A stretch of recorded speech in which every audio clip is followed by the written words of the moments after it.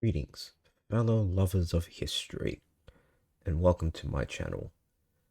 I am Ivar the Historian, and today I will be spinning you the tale of the two ruling dynasties of Serbia in the 19th century. The first person I will be talking about is George Petrović, otherwise known as Karađorđe. He was a Serbian revolutionary who led the very first uprising against the Ottoman Empire in 1804. He was known as the Grand Vozd at the time, Vozd being the word roughly translating to chieftain or leader. The uprising lasted until 1813, when it was defeated by the Janissaries that were sent to stop it. He then fled, but returned to Serbia in 1817, to which he was then assassinated. Next, we will be moving on to the Obrenović dynasty.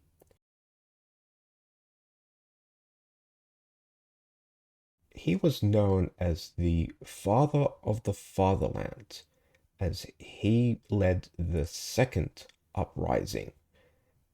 He was a member of the first uprising, but he did not follow Black George when he escaped. He led the second uprising in 1815, 2 years after the defeat of the first uprising. Miloš led the second, and in 1815 he won the not full independence, but a grand amount of autonomy for Serbia, creating the Principality of Serbia, to which he was crowned prince. He led the country until 1839, when he abdicated for his 19-year-old son. Milan Obrenović was 19 years old when he ascended the throne.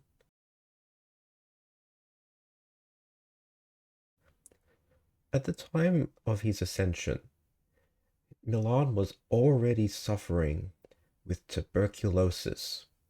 1 month after his ascension to the throne and crowned prince, Milan died of his tuberculosis and left the throne to his brother. Mihailo Obrenović became prince after his brother's death when he was 16 years old.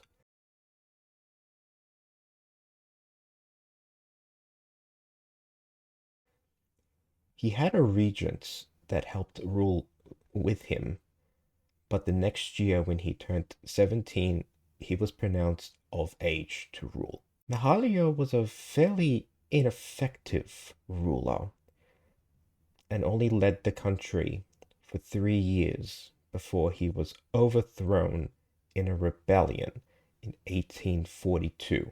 We now move back to the Karađorđević side, with Karađorđe's son, Alexander.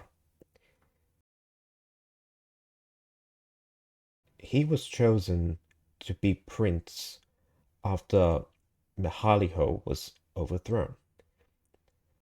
Upon becoming prince, Alexander began to reform his country, building many institutions, including the country's very first cannon factory, the National Library, National Museum, and improved upon all the schools within the country. He was the leader during the Crimean War, to which the Russian Empire always asked help from Serbia, but Alexander stood firm and declared neutrality during the war, which made him heavily unpopular.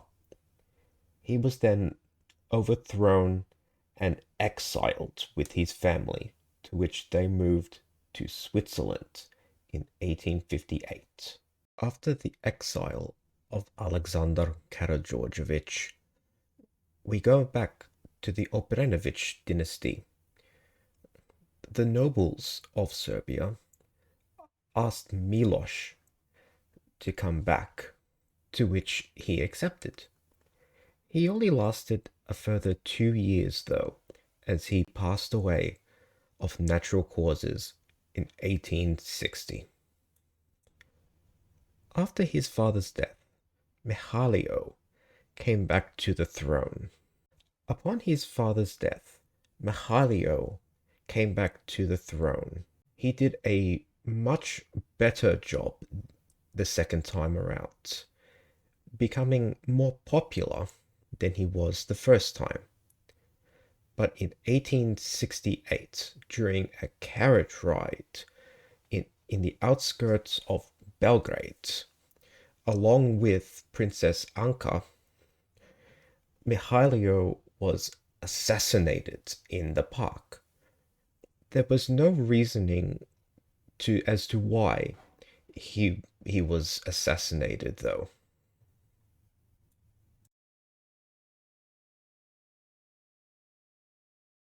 Because Mihailo did not have any heirs upon his death, the throne went to his cousin, Milan.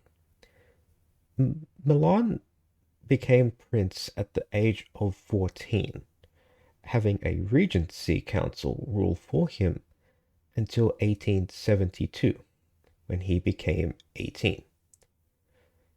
He ruled over Serbia during the Serbian-Ottoman War. The war did not go very well for Serbia until the Russians came and helped politically.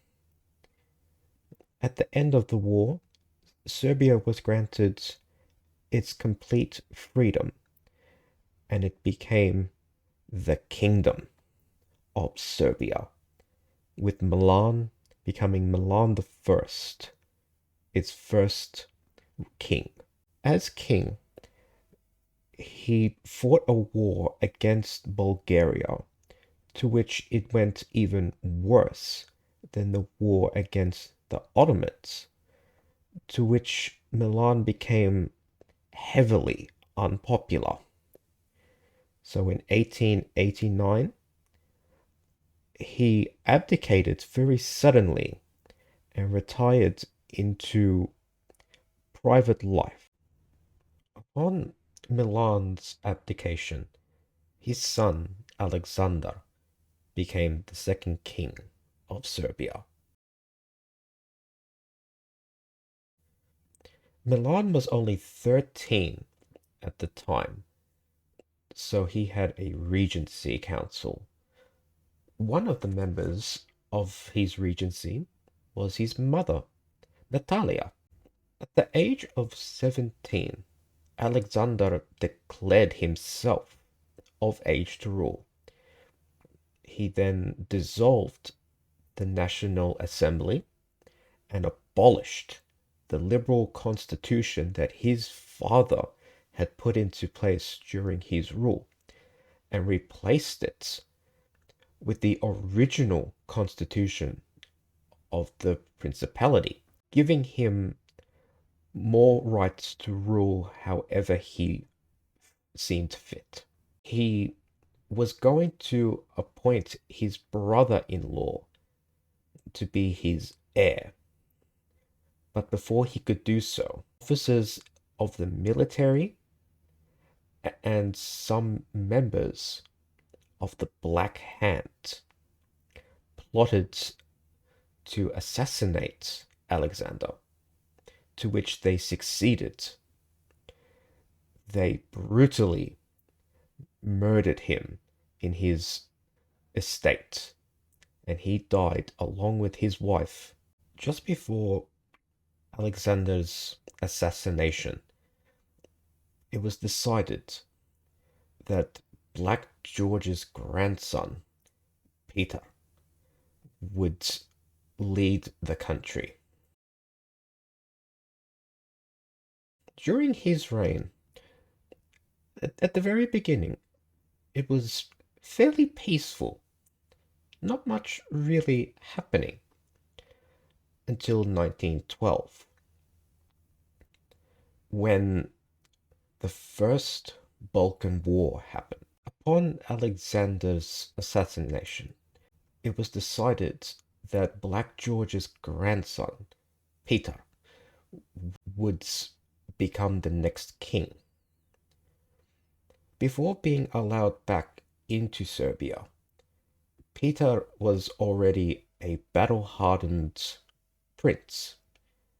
He lived in France for a few years and fought in the Franco-Prussian War in the French Foreign Legion. He was a lieutenant in the Legion and fought in the Second Battle of Orleans and the Battle of Villa-Cecil. My apologies for the pronunciation. I cannot speak French. When the Eastern Crisis broke out in Bosnia, he fought with a guerrilla group that was Bosnian against the Ottomans. In 1912, whilst being king, the First Balkan War arose. Serbia joining against the Ottomans with Bulgaria, Greece, and Montenegro. The alliance won, and the Ottomans were more or less kicked out of the Balkans. The next year, the Second Balkan War broke out in 1913. This time, Serbia, Montenegro, and Greece fought against Bulgaria, with the Ottomans coming in later on, as well as the Romanians. The next year, again, in 1914, the assassination of Archduke Franz Ferdinand happened, and the Austro-Hungarian Empire declares war on Serbia, sparking the First World War. During this war, King Peter would regularly go to the front lines. He would go and see his troops in the trenches, often picking up rifles and shooting at the enemy himself. When Serbia was taken over by the Austrians, Peter himself helped to lead his troops, as well as tens of thousands of refugees, through the Albanian mountains to reach Greece. There he stayed until 1918, near the end of the war, when Serbia was liberated by the Entente. After the collapse of the Austro-Hungarian Empire and the treaties of Versailles and the Corfu Agreement, King Peter was no longer the king of only just Serbia. He became the king of the newly formed kingdom of Serbs, Croats, and Slovenes, gaining the lands of Slovenia, Croatia, Bosnia, and what is now known as North Macedonia, as well as the abdication of Montenegro. Peter only ruled over his new kingdom for only 3 years, as he died 3 years later of old age. On his death, his son Alexander became the next king. Alexander was a very quiet and private person, never showed his feelings at any point. and was an impressive soldier in the Serbian army, rising to the rank of field marshal or general in this day and age. He fought in both Balkan Wars and World War I, where he bravely fought alongside every soldier that he commanded. As king, Alexander was responsible for changing the name of his kingdom. Outside of his kingdom, the rest of Europe was calling it the Kingdom of Yugoslavia. So Alexander decided to make it easier on everyone. Little fun fact about the name. This is something I find very fascinating about it. When Alexander changed the name to Yugoslavia, when you translate Yugoslavia into English, roughly the name of the country became the Kingdom of the Land of the Southern Slavs. I think that's a very worthy name. He also changed the layout of the country, having 33 oblasts changed to only 9 banovas. Both words roughly meaning states or territories.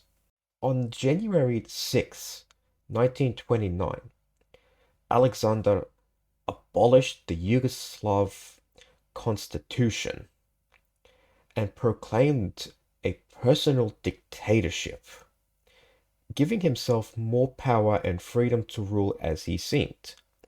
He also disbanded all political parties within his country, including the Croatian Peasant Party and, more famously, the Communist Party. During his reign, the terrorist group the Ustashi formed.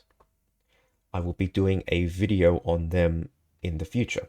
Whilst in power, the Ustashi didn't do too much within Yugoslavia, but they were still a pain to deal with. In 1934, during a royal visit to France, Alexander, alongside the French Foreign Minister Louis Barthou, again, apologies for the enunciation, were both shot down and killed by a member of the Internal Macedonian Revolutionary Organization, Vlado Vernovminski. Before heading to France, Alexander famously said, "If you want to have serious riots in Yugoslavia or cause a regime change, you need to kill me.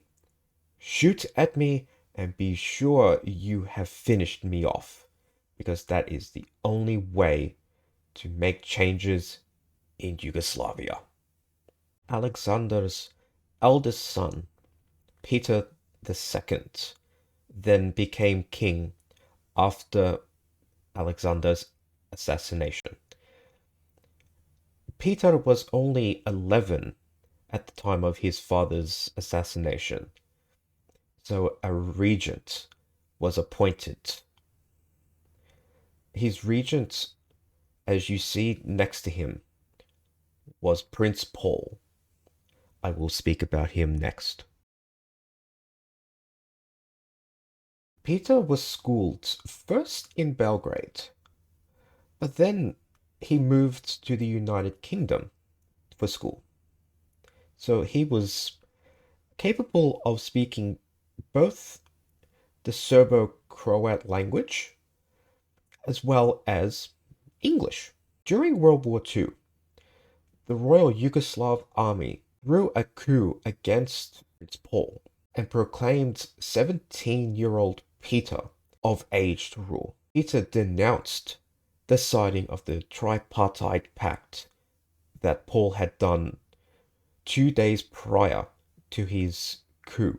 Peter then exiled Paul to Kenya. When the overthrowing of the Tripartite Pact happened, Hitler himself proclaimed Yugoslavia as a threat to the Axis regime. He then declared war on Yugoslavia, not taking very long to overtake Yugoslavia. King Peter then ruled in exile within the United Kingdom for the rest of the war. Towards the end of the war, Yugoslavia was mostly liberated thanks to the partisans led by Josip Broz Tito. I will also be making a video on him very shortly. In 1945, the rest of Yugoslavia was liberated by the partisans. Peter, however, was not welcomed back to his home and was fully exiled. He then lived the rest of his life in America, dying there. In 2013, his remains were brought back to Serbia, to where he now lies with the rest of his family. As promised, I will now tell you about Prince Paul, the regent for King Peter. Paul became regent upon his cousin Alexander's death, as previously stated. Paul was not a very competent leader. He distanced the country from its biggest ally, France, and started to do more trading and got closer with Nazi Germany. Prince Paul bought firearms from Germany, paying in trade goods such as copper. Hitler constantly found reasons to not send the firearms that Paul had bought. Germany declared war on Poland. Paul declared neutrality in the Second World War. During the phony war, Prince Paul decided to send Hitler even more copper in order to try and get Hitler to send the firearms. But again, he never did. On the 25th of March 1941, Paul had his prime minister at the time go to Berlin to sign the Tripartite Pact, entering Yugoslavia into the war and ending neutrality. But 2 days later, on the 27th, with the help of the British, the Royal Army declared a coup against him. He was overthrown and sent to Kenya to live under the watch of the British. He then later moved to South Africa, where he lived for a short while. He then moved to Paris after the war and lived most of the rest of his life there. He then died at the age of 83 of natural causes in Paris, where he was then buried in Switzerland. But in 2012, he was reburied in Serbia, where he now lies with the rest of his family. The last person I will mention is King Peter's son, Alexander. If King Peter had continued to be king after the war, Alexander would have succeeded him as king, and he would still be ruling to this day. Alexander has 3 other children. His second eldest, eldest of a set of twins, will then succeed him as head of the house when he passes. Hey everyone, Ivar here.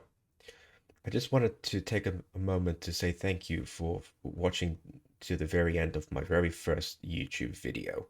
A big thank you goes out to my friend on Discord, Frog, who made the flags that you saw in this video. Big thank you will go out to my editor, Katie. I hope you guys enjoyed the video. Let me know down below what you want me to make next. Leave this video a like, drop a comment, also subscribe. Thanks guys.